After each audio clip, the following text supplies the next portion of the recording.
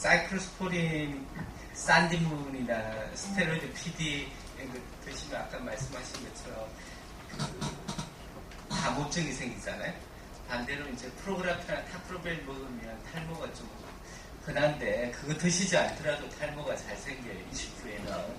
제일 큰 원인은 이식 수술이라는 이제 큰 스트레스 때문에 생기는 거거든요. 그래서 머리카락이 생기고 없어지고를 반복을 합니다. 우리 머리카락은요. 굉장히 빨리 자라거든요. 그래서 이걸 모발 주기라고 하는데 그게 변해서 그래요. 스트레스 수술이 제일 큰 원인이거든요. 시간이 지나면 좋아지는 사람이 많아요. 너무 불안해하지 마시고요. 또는 프로그라프나 타크로벨 농도가 줄어들면 좋아지는 경우가 많고요. 근데 너무 심해서 기다리지 못하겠다 이런 분들은 피부과로 가세요. 가시면 바르는 약이 있어요. 그 미녹시딜이라고 그 혈압약 유명한 게 있는데 바르는 게 있어요. 발라주면 일시적으로 이제 그 심한 거는 조금 넘길 수가 있어요. 네네. 네네. 피부과요?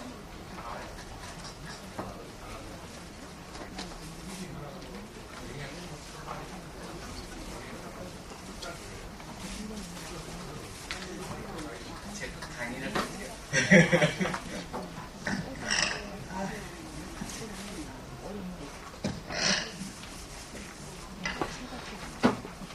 한 거는 없고요. 그냥 이것저것 평상시 궁금했던 걸 좀 해소시켜드릴 목적으로 아마 그 이식 전에 교육받을 때 한번 들으셨을 내용인데 다시 한번 상기시켜드리는 의미에서 말씀 올리고 최대한 빨리 하고 질문을 좀 받는 식으로 하겠습니다. 우리 장기센터 홈페이지 가면 여기 강의한 거나 작년에 한 거나 다 녹화를 했어요. 지금 뒤에 녹화하고 있잖아요. 그래서 한 강의의 반 정도는 계속 반복을 하고요. 반 정도는 계속 토픽을 다르게 하고 있습니다. 똑같은 것만 들으면 지겨우시니까. 그래서 다양한 주제가 다 올라가 있으니까 혹시 컴퓨터가 되시는 분은 집에 가서 궁금한 거 제목을 열어보시면 되겠습니다. 그 정기승 나와서 지난번 한국 강좌 제목이 안 돼 있어요. 그러니까 강사 이름만 있는지 그렇더라고요. 제목을 좀 달아주세요. 그래서 자기 9분 정도 들을 수 있게. 그러니까 질문을 충분히 다 못하셨잖아요. 장기센터 홈페이지에 질문을 올리면 답을 하루 한 이틀 내에는 다 올라가거든요. 그래서 질문을 다시면 될 수 있을 것 같습니다. 그래서 저희들이 한우 건강 강좌를 1년에 3회 개최하고 있습니다. 주로 화요일 날 4개월마다 하고 있고요. 이 홈페이지 지금 개편 중인데 다들 조금 보기 힘들게 돼 있어서 한 달 정도 있으면 아마 다 완성될 것 같습니다. 그래서 동영상 강의가 있어요. 가서 들으시면 강의도 있고 뭐 새로 유행하는 질병, 전염병에 대한 정보도 있으니까 참고하시면 되고요. 퇴원 환자 교육은 7층 A실에서 매주 수요일 합니다. 그래서 퇴원 안 하시고 외래로 다니시더라도 심심하면 한번 오셔서 들으시면 될 것 같고요. 의학정보실에 정보들이 있고 상담실에 올리시면 한 이틀 내에 아마 답이 잘 됩니다. 저희들이 1차로 보는데 잘 모르면 해당 전문가 분들한테 물어봐서 올리도록 하겠습니다. 이 식후 관리라는 거는 지속적인 의료진하고 접촉하는 게 중요해요. 자주 보고 싶어 하시는 분은 없겠지만 그래도 정기적으로 자주 보는 게 입원해서 안 만나면 아주 효과적인 방법이거든요. 그래서 가끔씩 저희들하고 접촉하는 게 중요하고 합병증에 대해서 미리미리 점검하는 게 중요하죠. 나중에 문제가 됐을 때 그때 수습하려면 시간도 많이 들고 경비도 많이 들고 고생도 많이 하시니까 그래서 약을 규칙적으로 잘 복용을 하시고요. 그 다음에 감염 위험에 대해서 항상 염두에 두셔야 되고 이식 후에는 일상생활은 천천히 복귀한다 이렇게 생각하시면 되고요. 어떤 분들은 너무 서두르시고요. 어떤 부분은 너무 위축돼가지고 이식한 보람도 없이 집안에만 계시는 분도 있더라고요. 그러니까 서서히 적응하는 게 중요하다. 그래서 저희는 이제 외과 의사도 있고 내과 의사도 있고 이렇게 나눠서 같이 팀으로 보고 있습니다. 그런데 이제 중간에 무슨 급성 문제가 생겼잖아요. 그러면 예약이 잘 안 되거나 이제 그런 문제 때문에 2년 전에 저희가 장기센터 외래를 만들었거든요. 그래서 당일 치료가 되니까 여기로 오시면 1차로 해결을 한 다음에 원래 다니시는 대로 저희들 연결을 해주고 있습니다.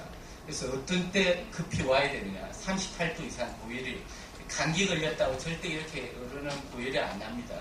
특히 면역제제만 먹고 있잖아요. 특히 그렇기 때문에 열이 38도 이상 고열이 난다는 것은 굉장히 이상한 거예요. 이때는 바로 오셔야 되고요. 이식한 장기 주위가 굉장히 아프다. 이것도 이상한 거죠.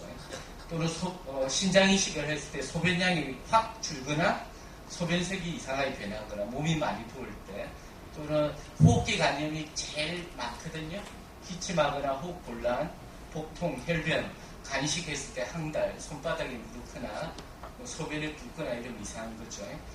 원인 모르게 몸이 많이 안 좋을 때, 그때도 이상한 거예요. 면역제제를 먹기 때문에 전형적인 병의 양상이 안 드러나는 경우가 많습니다. 뭔가 좋지 않은 거는 사인이거든요. 그러니까 애들도 뭔가 안 좋으면 병이 있는 거잖아요. 그런데 저 이럴 때는 자기가 알 거예요. 몸이 뭔가 안 좋을 때 당겨서 한번 오시면 좋을 것 같습니다. 우리가 외래 진료할 때 주로 확인하는 게 뭐냐면 이식 장기 기능을 확인하죠. 신장 이식했으면 소변량이 충분한지, 간 이식했으면 항달이 생겼는지, 통증이 있는지, 숨이 찬지.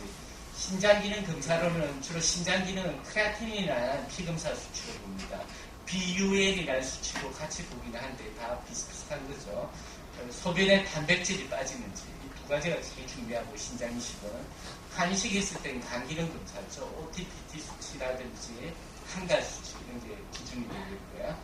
그 다음 면역제제의 용량이 적당한지, 그래서 농도 검사를 항상 하잖아요. 농도가 적당한지 잘 봐야 되겠고, 어떤 약은 이 백혈구 수치로 용량이 적당한지를 봅니다. 그래서 이런 검사들을 하고요. 그 다음에 결국엔 요즘 거부 반응이 신장 이식도 10%가 안 돼요. 10명 중에 1명도 거부 반응이 안 생기거든요. 약이 워낙 좋아졌어요. 그래서 향후 얼마나 받은 장기를 오래 쓰느냐 좌지우지하는 거는 이 합병증이에요. 그래서 감염 또는 당뇨, 콜레스테롤, 간염, 홀다운증, 암, 심장병 맞았는데 이런 게 앞으로 얼마나 오래 쓰느냐를 좌지우지하는 거죠. 그래서 이제 저희들이 여러 가지 창구에서 그 정기검진 프로그램을 이식 환자에 특화시켜서 만들었습니다. 그래서 이런 걸 빠짐없이 하는 게 좋을 것 같아요. 이게 뭐 매년 하는 건 아니고요. 돌아가면서 하거든요. 그래서 2년에 한 번 정도는 자세히 체크한다고 이렇게 생각하시면 되겠습니다. 그래서 타카 진료가 필요한 경우가 많습니다. 아까 뭐 정형외과 말씀도 하고 하셨는데, 뭐 치과, 안과, 이비인후과, 뭐 당뇨병 가지고 계신 분들이 많으니까 안과도 이제 갈 일이 많죠. 이비인후과, 산부인과. 그런데 이제 또 외부 병원에 가까운 병원 가면 또 이식 환자라고 조금 복잡하다고 치료를 꺼려하는 부분도 있을 수가 있잖아요. 그래서 하여튼 뭐 근처에 가셨을 때는 자신이 이식 환자라는 것을 미리 담당 선생님한테 고지를 하시고요. 사실은 가기 전에 정기적으로 다니시잖아요. 서울대병원. 담당 의사한테 소견서를 좀 받아가는 게 좋아요. 두 걸음 안 하려면. 그래서 어떤 약을 쓰는 게 좋고 어떤 약을 피하고 이런 걸 적어주면 다른 병원 선생님들이 진료할 때 굉장히 편하게 진료할 수 있거든요. 무슨 약 먹는지도 모르고 약 잘못 썼다가 뭐 서로 상호작용해서 이식받은 게 나빠지면 어떤지 이렇게 걱정이 되니까 이런 걸 미리 받아가시면 좋을 것 같습니다. 위점은 뭐 진통소염제 있잖아요. 뭐 아스피린 계열 이런 약들을 좀 피하는 게 좋아요. 그런 약 말고도 쓸만한 약 많거든요. 근데 이게 일반인들한테는 잘 듣는데 이식 환자는 여러모로 문제가 될 수 있습니다. 두 번째는 항생제 중에서 일부는 면역제제하고 서로 간섭을 일으켜요. 그래서 면역제제 농도가 확 높아져서 뭐 망가지는 경우도 있고 하기 때문에 항생제 쓸 때는 이런 약을 피해야 되기 때문에 담당 의사한테 좀 소견서를 받아가서 추천하는 항생제 뭐 이런 거 좀 받아가시면 좋을 것 같습니다. 그 다음에는 이식 장기 기능이 다 정상은 아니거든요. 어떤 분은 떨어져 있는 분도 있잖아요. 그게 따라서 약 용량을 좀 줄여야 되는 경우가 있습니다. 그래서 그것도 담당 의사한테 미리 자기 신장 기능이나 간 기능이 어느 정도 되니까 약을 외부에서 처방받을 때는 뭐 어떻게 하라는 소견서를 항상 들고 다니는 게 좋아요. 그 다음에는 이제 감염을 위험을 높이는 시술을 할 때가 있어요. 이빨 치료를 한다든지 어디를 조직 검사를 한다든지 대장 검사를 한다든지 해서 조직 검사를 찌르면 감염 위험이 높아지잖아요. 그래서 미리 항생제를 드셔야 될 경우가 많습니다. 그래서 이런 것들을 미리 담당 의사한테 상의를 해서 처리하는 게 좋겠습니다. 그 다음에 이제 자기 관리에서 규칙적인 약물 복용이 제일 중요해요. 옛날에 이식 받기 전에 고생하셨던 거 생각하시면 귀찮긴 하지만 꾸준하게 먹는 게 제일 좋습니다. 그 다음에는 감염 예방 조치는 의사도 하지만 본인이 조심해야 될 것도 있죠. 그러니까 건강수첩 이런 거 좀 작성 잘 하세요. 그래서 자기 스스로한테 확인을 하는 것을 체크를 해가면서 적으면서 그만큼 자기가 더 조심하게 되고 적다가 이제 뭐 보면 이상한 게 발견되면 담당 의사한테 질문도 하시고요. 합병증 관리나 당뇨병이나 심장병이 제일 중요해요. 이게 사망원인 1위입니다. 그 사망원인 2위는 이제 뭐 감염이겠지만 사망원인 1위가 당뇨, 심장 이런 거예요. 특히 당뇨병이 없었던 사람들 29에는 30%나 생겨요. 그래서 그 혈당 측정 이런 거 병원에서 할 거고요. 식이 조절 만약에 발생하면 이런 걸 잘 하더라도 조절 잘 되는 사람들이 많아요. 약하기 때문에 면역제제를 많이 써서 생기는 경우가 제일 흔하거든요. 그 다음에 혈압, 콜레스테롤 이런 게 신장을 망가뜨리고 간을 망가뜨려요. 그러니까 확 망가뜨리질 않아요. 서서히 망가뜨려요. 그래서 요즘은 확 망가뜨리는 병은 아주 적어졌어요. 그러니까 장기전이죠. 장기전은 더 어렵잖아요. 꾸준하게 자기 관리를 해야 되는 거죠. 만성병들이 다 꾸준하게 없앨 수가 없어요. 평생 데리고 살아야 돼요. 데리고 살 때 말썽 안 부리게 잘 길을 들여서 평생 같이 가야 됩니다. 그다음에 그래서 정기검진 아까 필요하다고 말씀드렸고 약물 복용은 프로그라프나 타크로벨 같은 거 12시간 간격을 지키는 게 좋죠. 그래서 밥 먹기 전에 먹든지 밥 먹은 다음에 먹든지 시간은 지켰대 자기가 편한 대로 12시간 간격을 지키시면 되고요. 나머지 네오랄도 12시간 다른 것도 뭐 가급적 12시간이 좋죠. 라파밀이라는 약도 이제 좀 많이 쓰는데 이거는 네오랄하고 복용할 때 4시간 뛰어야 된다는 게 좀 특징적이고요. 나머지는 뭐 대동소이 하겠습니다. 그래서 뭐 약을 좀 이따 또 나오겠죠. 그 약물 복용을 빠뜨렸을 때 이게 아마 다 들으셨을 텐데 빠뜨렸다고 뭐 이해를 한꺼번에 먹고 그러실 필요는 없어요. 뭐 예를 들어서 오전 8시, 오후 8시에 드시는데 오후 5시 이전에 생각이 나서 드실 거면 그냥 그거 먹고 8시에 또 드시면 돼요. 근데 생각이 6시에 났잖아요. 3시간 아니면 2번 먹지 말고 그냥 그 생각난 적시 먹고 저녁 8시는 드시지 않아도 돼요. 무슨 말인지 알아듣겠습니까? 그러니까 간격이 12시간이잖아요. 근데 까먹고 다음 먹을 시간이 너무 가까워지면 그냥 그것만 먹고 저녁 거는 먹지 말라고. 근데 생각이 좀 조기에 났잖아요. 3시간 전에 났으면 그냥 2번 드셔도 됩니다. 비행기 타고 해가지고 시차 바뀔 때도 마찬가지겠죠. 약이 조기에 떨어졌을 때는 뭐 센터 외래로 와서 받아가시든지 인근에 지방에 계시면 지방에 웬만한 큰 병원 가면 다 있거든요. 처방전을 보여주시고 이 약 달라고 하시면 되겠습니다. 감염 예방 조치, 일반 조치는 이식 후 6개월이 특히 중요해요. 면역제제를 세게 쓰기 때문에 그만큼 저항성이 떨어져 있습니다. 그래서 집안에 아픈 사람 생기면 서로 만나지 말고요. 다른 사람하고 다른 식기로 식사하시고 외출을 자제하세요. 사람 많이 몰리는데 영화관이나 시장이나 결혼식이나 가서 안 되겠죠. 마스크도 6개월. 손발 씻는 게 감염 예방하는데 제일 효과적인 겁니다. 그 다음에 외환동물 감염질환자 수리하는 집 청소시 장갑 착용 화분을 흙 안 날리고 이런 일반적인 거죠. 예방약물을 잘 복용을 해야 돼요. 그게 퇴원할 때 빠지면 외래스를 끓이는데 폐렴 신우신염 예방약물을 한 6개월 정도 일반적으로 먹고요. 그대세포 바이러스 예방약물은 외국에는 보험이 돼서 3개월 내지 6개월 먹는데 우리나라 보험이 안 돼요. 그래서 일반 환자들은 안 드시고요. 뭐 경쟁이 되시면 드시는 게 좋아요. 예방접종은 독감은 시즌이 있어요. 겨울 시즌 오기 전에 무조건 먹는 게 좋으니까 한 달 지나면 아무 때나 맞아도 됩니다. 혹시 일부 선생님들이 그걸 내는데 그 옛날 데이터하고 요즘 다 맞아도 안전한 걸로 밝혀져 있어요. 그 외에는 6개월 이후에 접종합니다. 예방접종은 6개월 이후에 접종하는 게 위험해서 그런 게 아니고 면역제제를 6개월 동안 세게 쓰기 때문에 그때마저도 효과가 좀 떨어졌을 거예요. 그렇지만 뭐 신종플루가 유행한다 그러면 급한 문제잖아요. 그때 기다리지 말고 맞으시면 되겠습니다. 그래서 일반적으로 폐렴두균 3년 내지 5년 맞으시고요. 타상풍이나 이거는 뭐 10년, 장티부스 이거는 장티부스가 유행하는 뭐 아프리카나 동남아나 이런 데 갈 때 예방접종 하시면 됩니다.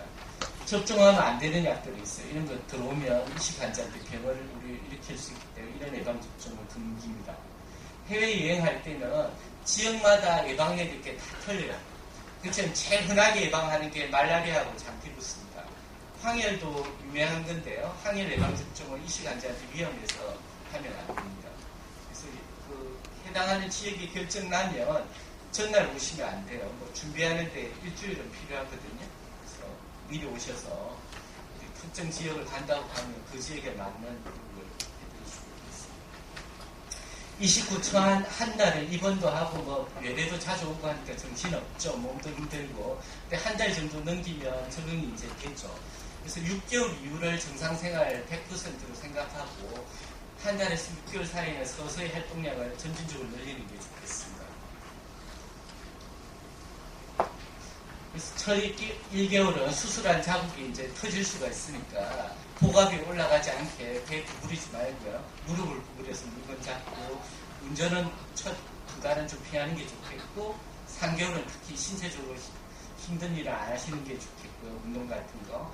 직장이나 학교 복귀는 가능하면 6개월인데 피치 못하면 환자 상태가 안정되어 있으면 한 3개월 정도도 한번 서둘러 볼 수도 있을 것 같습니다. 가벼운 산책이 제일 좋겠죠. 하루에 30분씩. 줄넘기, 배드민턴 같은 이제 유산소 운동 이런 게 좋고요. 근력 강화 운동은 가볍게 일주일에 2차례 정도, 뭐 30분. 등에 땀이 날랑말랑한 정도 강도가 좋지. 숨이 차서 턱끝까지 오는 건 안 좋아요. 그 다음에 여행 갈 때는 한번 장거리 갈 때는 미리 한번 상의를 하시고요. 복용하는 약을 여유 있게 가져가시고 처방전 사본도 가져가시고요. 피부가 노출될 수 있어서 선크림 준비하시고 혹시나 거기 가서 병원 갈 수도 있으니까 영문소견서 같은 거 하나 받아가시는 게 좋겠고 되게 뭐 이렇게 열대지방 갈 때 말라리아 예방약을 좀 가져가셔야 되겠고요. 필요한 예방접종이 필요한 지역이면 하셔야 될 것 같습니다. 금주금연은 필수죠. 병주 약 주는 거죠. 약 먹으면서 이런 거 하면 면역제조 농도도 변하고요. 이 신장병이나 뭐 이식 환자들이 전신적으로 좀 몇 개가 잘 오거든요. 그런데 뭐 결정타죠. 그다음에 약국에서 이제 영양제를 많이 권하잖아요. 대개는 괜찮은데 간혹 그 효과가 없는 건 괜찮은데 뭐 나쁜 것도 간혹 있어요. 그래서 설명서 하나 들고 담당 의사한테 한번 물어보는 게 좋을 것 같아요. 대개는 좋아요. 뭐 바이타민이나 칼슘, 스칼렌 이런 게 괜찮을 것 같고 다 너무 많이 먹으면 곤란할 수 있고 중독증 생기죠. 너무 많으면. 홍삼이나 연지버섯이나 한약은 우리가 테스트를 안 해봤으면 잘 모르겠어요. 문제가 이제 우리 서양의학이라든지 이런 병원의 이제 기본 원칙이 테스트해서 확인한 것만 쓴다는 게 기본 원칙이거든요. 이런 건 이제 우리가 테스트를 안 해봐서 좋을지 나쁠지 모르니까 환자분들이 알아서 하는 게 좋을 텐데 뭐 좋은 분은 좋을 거고 안 좋은 분은 안 좋을 것 같아서 확률적으로 생각하셔야 될 것 같습니다. 그 성관계는 2개월 이후에 일반적으로 추천하고 있겠고요. 강도를 점점 늘리는 게 좋습니다. 단강염 같은 게 심이식 환자가 특히 여자들한테 잘 생기거든요. 수분을 많이 섭취하고 성관계 후에 좀 이런 게 소변이 지저분하게 나오는 경향이 있으면 즉시 소변을 보는 이런 습관을 들이는 게 좋을 것 같고요. 소변 볼 때 아프거나 또 소변 보고 싶거나 열이 나거나 소변 색깔이 탁하면 진료를 받으시는 게 좋을 것 같습니다. 발기부지는 약 드시면 되거든요. 너무 위축될 필요 없이 약 달라고 하세요. 그럼 약 드시면 돼요. 월경은 대개 29, 6개월에 본격적으로 시작됩니다. 그전에도 불규칙하게 있는 경우도 있지만 임신은 2년을 추천하지만 1년 내도 급하면 할 수가 있어요. 심기능이 정상적으로 유지돼야 되고 물론 간기능도 최근에 거부 반응도 없고 혈압도 잘 조절하고 상태가 안정된 환자의 경우는 1년도 가능하다는 거죠. 근데 면역제제 약간 조정을 해야 돼요. 임신하면 면역제제 처리가 빨라서 양을 늘려야 될 약도 있고요. 끊어야 될 약도 있고 해서 담당 의사하고 상의를 해야 됩니다. 뭐 필요하면 피임도 해야 되겠죠. 피임 중에는 이제 먹는 약이나 뭐 자연주기 뭐 이렇게 하지만 뭐 질내 장치를 넣는다든지 그러면 감염염 때문에 별로 안 좋습니다. 식사는 체중이 원래 너를 이식한 다음에 너는 첫 번째 원인은 옛날에 상태가 안 좋다가 이식해서 상태가 좋아지니까 살이 가죠. 두 번째는 그러니까 밥도 많이 먹고 두 번째 큰 이유는 면역제제가 살을 찌게 만들어요. 그래서 어느 정도 되면 살살 운동을 하셔야 체중 증가를 억제할 겁니다. 6개월, 특히 한 달은 이팅 역시 중요하고요. 이런 거 제한해야죠. 그래서 서울대 장기센터 뭐 자랑을 하라고 했습니다. 써놓은 우리 당일 진료 시스템이 있는 데가 없어요. 그래서 토요일까지 다 열고 있으니까 아무 때나 오세요. 저희들 내사 관리를 이제 2년 연속으로 국내에서 제일 많이 했는데, 그래서 좀 복잡한 환자들도 다 관리해서 성공적으로 이식을 했습니다. 혈액투석 환자도 한 분 기증하셔가지고요. 간 이식 성공했고, 간경 환자 한 분도 이제 돌아가시면서 기증해서 신장 이식 성공했거든요. 여러분도 혹시 뭐 그러면 안 되겠지만 나중에 연세가 되셔서 돌아가시면 장기 기증하는 또 다른 분들 괜찮겠죠. 우리 병 간 이식이 성적이 전 세계적으로 제일 좋습니다. 숫자는 국내 2위인데요. 성적은 뭐 국내 최고고요. 조금 쌉니다. 국가가 돼서 그런지 모르겠는데. 그 다음에 이제 젊은 사람 기증하는 경우 많잖아요. 가족들이. 상처가 제일 적게 하고 있는 게 특장점입니다. 그 다음에 신장 이식은 외과 수술 아주 잘하죠. 그 다음에 이식 전공한 내과 의사도 4명이나 돼요. 그런 데가 없거든요. 그래서 특히 이쪽도 강하고요. 내사 대기자들을 저희들이 쭉 관리하고 있어서 내사가 났을 때 실패 안 하고 이식 잘 하는 편입니다. 그 외에 여러 뭐 다장기 하고 있고요. 그래서 뭐 질문이나 뭐 쓰시면 아무거나 말씀하세요. 네. 왜 생기는 거예요? 약을 안 드시나요? 그냥 안 먹거든요. 약을 드셔야 돼요. 그러니까 콜레스테롤이 올라가는 거는 일단 첫 번째 체질이 잘 올라가는 사람들이 있어요. 그런 유전자. 네, 제가 조금 이따 이야기할게요. 두 번째는 식이. 콜레스테롤 높은 걸 많이 먹을 때. 그거는 잘 안 떨어질 때 영양사, 자기가 노력을 하는데도 안 떨어지잖아요. 그럼 영양사하고 1대1로 만나서 한번 식단을 조사를 해봐야 돼요. 세 번째는 면역제제가 콜레스테롤 올려요. 기본적으로요. 그래서 그런 게 다 결합돼서 그렇거든요. 그래서 수치를 봐요. 수치가 많이 높으면 식사 조절을 뭐 기본이고 바로 약을 드셔야 돼요. 근데 수치가 적당하면 일단 식사 조절로 한 몇 개월 해보는 건데 대개는 약 바로 쓸 정도로 높아요.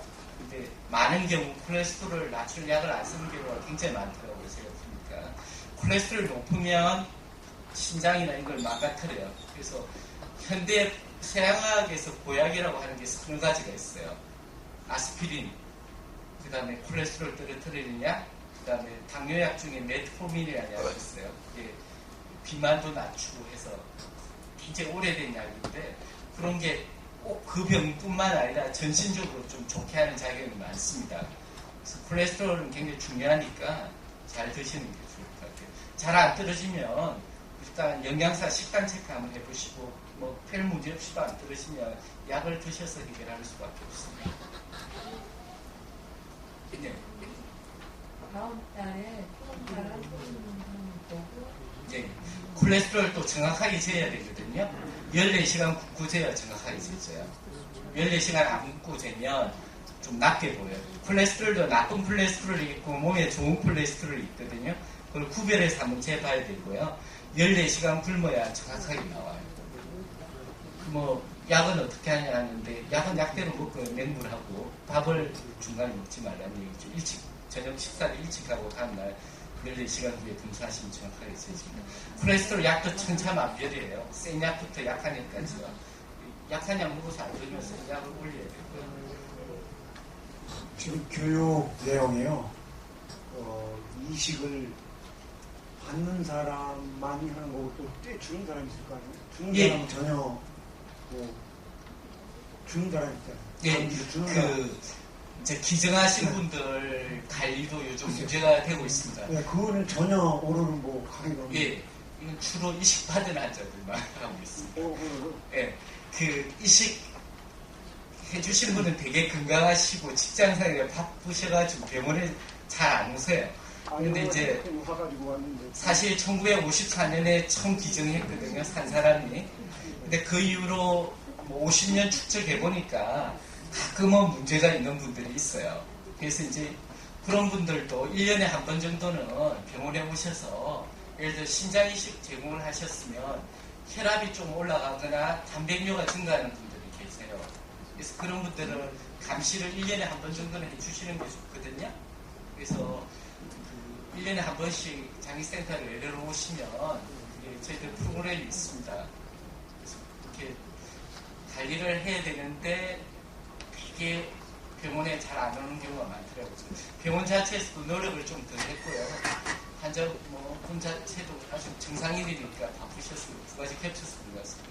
다음 분의 간 이식 환자에게 어느 책에서 보니까 비타민 정맥 잠깐만요. 저 손 좀 들어주시면 어디서 소리 나는지 몰라서. 예. 하십시오. 예. 여기입니다. 여기. 예, 순서대로. 네. 예. 간 이식 환자나 아니면 암 환자들한테 이 책에서 보니까 비타민 정맥 주사가 좋다고 그랬는데 간 이식 환자나 암 치료 중인 환자들이 비타민 정맥 주사를 하면은 진짜 도움이 되는지 어떤지 싶습니다. 그건 아직 검증되지 않는 얘기인 것 같습니다. 서울대 나오셔가지고 미국에서 교수하고 계신 분이 비타민에 대해서 책자도 내시고 그러신 분이 계셔가지고 그 책을 읽었습니다. 아직은 여러 모든 의사들이 동의하거나 다수의 의사들이 동의하는 얘기는 아닐 것 같아요. 이제 그런 시도가 이제 인정을 이제 데이터가 쌓여야 이제 비로소 공유이 되는데 아직 그런 것 같지 않습니다. 질문 하나 하겠습니다. 제가 이식한 지가 한 8개월 조금 넘었는데요. 지금 현재 상태가 몸이 상당히 간지럽습니다. 간지러워가지고 이제 제가 수시로 약을 계속 먹고 있는데도 불구하고 요 근래 와서 좀 몸이 상당히 간지럽거든요. 그래서 이런 상황은 어떤 현상인가 좀 궁금해서 좀 말씀드립니다. 무슨 이식 하셨어요? 간 이식. 지금 간 상태는 괜찮으시대요? 네. 가려운 게 사실은 의사들한테 제일 어려운 것 중에 하나예요. 아까 조항현 선생님 말씀하셨잖아요. 좀 늦게 들으셨는지 모르겠는데 앞에 피부 질환을 강의하신 분이 이제 말씀드렸는데요. 그러니까 간 기능 자체가 충분히 회복하지 못했을 때도 그럴 수 있는데 환자분은 간 기능은 괜찮으시잖아요. 그럴 때는 이제 의심해야 될 거는 약물에 대한 부작용이 제일 나거든요. 그거 찾아내기 쉽지가 않습니다. 불필요한 약들은 일단 다 끊어야 되고요. 그래서 하나하나 다시 추가를 해봐야 됩니다. 그래서 원인되는 약이 있으면 다 끊었을 때는 없어졌다가 그 약 추가하면 다시 나타날 거잖아요. 그것도 시도해보고 이래저래 찾아도 못 찾는 경우가 많거든요. 그럴 때는 증상 완화하는 치료를 하는데 중요한 게 이제 몸에 건조하지 않게 샤워하고 보습제 바르고 먹는 약 억제하는 약 드시고 억제하는 약 바르고 이게 특징이 왔다 갔다 하거든요. 심할 때 그러고 심하지 않을 때는 안 하고 뾰족한 수가 없는 것 같아요. 그렇게 지속되면 결국 피부과 의사를 만나는 게 좋을 것 같습니다. 그렇지만 아마 한 반 정도는 반이 안 될 것 같아요. 원인을 찾아서 이겼대요. 심했다 그랬다 이런 코스로 심할 때 증상 치료하는 게 반 이상일 것 같습니다. 예. 예. 안녕하십니까. 저는 간 이식을 한 지 7개월 정도 됐는데요. 예. 예방주사를 그냥 저희가 환자들이 알아서 그냥 병원에 가서 맞아야 되는 건지 아니면 주치 담당 선생님께서 따로 또 말씀을 해주시는지 그래서요. 제가 주신장 환자를 많이 봤으면 모르겠는데요. 원래는 의사들이 이렇게 해야죠. 그래서 이제 간이식 주로 외과 의사만 보잖아요. 그래서 그런 예방접종이나 내과적인 치료 챙기시려면 간이식 외과 오신 날 장기센터 외래를 들러서 매번은 아니더라도 그러면 저희 프로그램이 가지고 있으니까 그에 따라 같이 해야 돼요. 되게 외과 외래 열 때 같이 열고 있거든요. 양쪽에 내과적인 치료 보완하려고.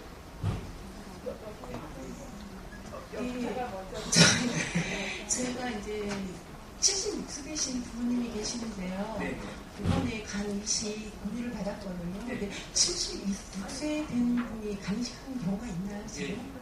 있는데 결국에 그 주민등록상 연세보다 얼마나 건강한지가 자주 부여합니다. 76세인데 아주 힘도 없고 뭐 거의 뭐 자기 몸도 못 가눌 정도면 좀 그렇죠. 다른 병도 많으면.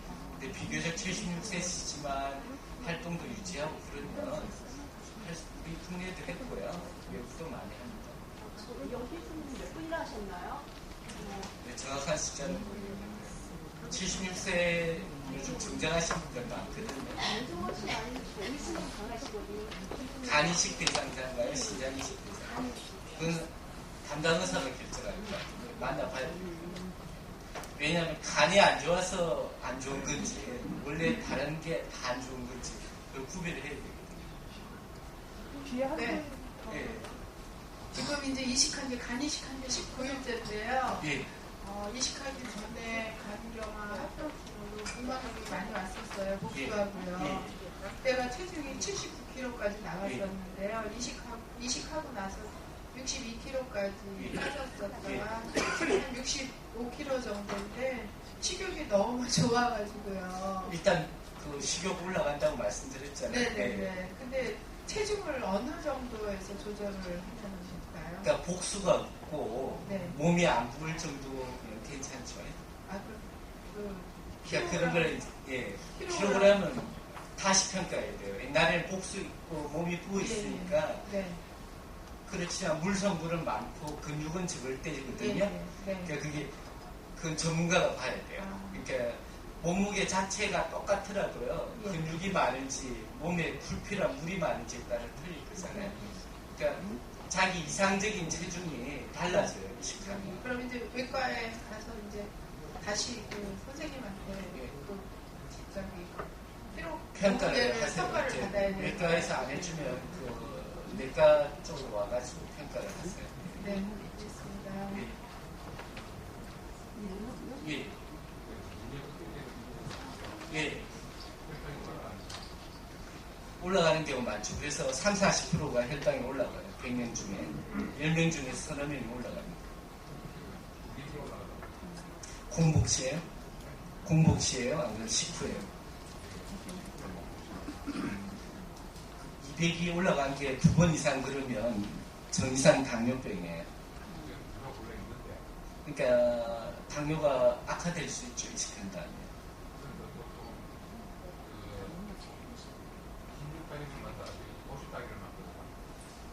아침에 한 번만요? 네, 40단이 넘으면 나누어서 맞는 게 좋아요. 네. 이 시간이 얼마나 되셨어요? 면역제제 감염가 줄이잖아요. 그러면 좀 좋아질 수도 있어요. 근데 기본적으로는 옛날보다 잘 드시고 간이식 하셨나요? 신장이식 하셨나요? 옛날에 인슐린을 맞아도 신장에서 잘 안 깨졌거든요. 근데 지금 배설도 잘 되고 잘 깨지기 때문에 원래 요구량이 늘어요. 이식한 다음에. 그래서 운동이 중요할 것 같아요. 살이 찌면 그게 운동을 안 하고 인슐린 용량만 올려서 당을 잡으면 그게 살로 다가거든요.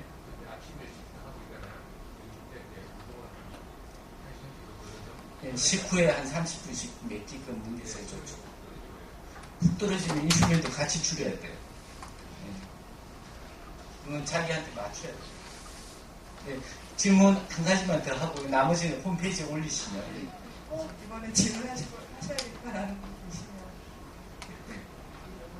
네. 예, 그 보통 이식한 후에는 음식에 대해서 가장 중요하다고 얘기를 하고 어떤 거는 이제 특히 회 같은 거를 먹지 말고 자몽을 먹지 말라고 되어 있습니다. 그렇게 말씀을 드렸습니다. 근데 이제 그 이식 환자 후에 6개월까지가 중요하더라고. 6개월 후에는 이제 많이 이제 억제제도 줄어들고 하는데 가장 중요하게 우리가 일상생활에서 체크해야 될 음식에 대해서는 좀 간단하게. 제가 음식은 전공이 아니라서요. 우리 영양사가 강의한 게 홈페이지에 올라가 있어요. 자세하게. 그걸 한번 참조하시고 그냥 한마디로 말씀드리면 뭐 특별히 매일 간이식하면 이제 해 먹었다가 이제 뭐 감염 있죠. 특히 뭐 이제 여름에 생거 해나 이래가지고 굴이나 이런 거 먹다가 어떤 박테리아 세균 같은 데 감염되면 결정타잖아요. 그래서 간이식 환자들이 특히 조심해야 될 것 같고요. 그러니까 날거를 뭐 웬만하면 피하는 게 좋고 뭐 조금씩은 드셔도 될 것 같아요. 그러니까 결국 위험이라는 게 딱 칼로 나뉘는 게 아니고 다 연속 증상이니까 뭐 너무 가리면 사는 재미가 없잖아요. 의사도 아주 보수적인 의사는 뭐 1년까지도 이야기하는데 일반적으로 6개월 이렇게 많이 이야기하고요. 그래서 특별히 뭐 많이 가리고 특별히 덜 가리고 그런 건 없는 것 같아요. 제 생각에. 근데 싱겁게 먹는 게 좋고요. 혈압이 특히 중요하거든요. 간이식 환자의 30%도 신장이 망가져요. 그 중에 5%는 투숙해야 되거든요. 간이식 환자들 나중에. 그러니까 신장 이런데 중요한 게 혈압이 제일 중요하니까 싱겁게 먹고 뭐 가식 안 하고 소식하시고 그런 게 오래 사십니다. 그럼 다음에 또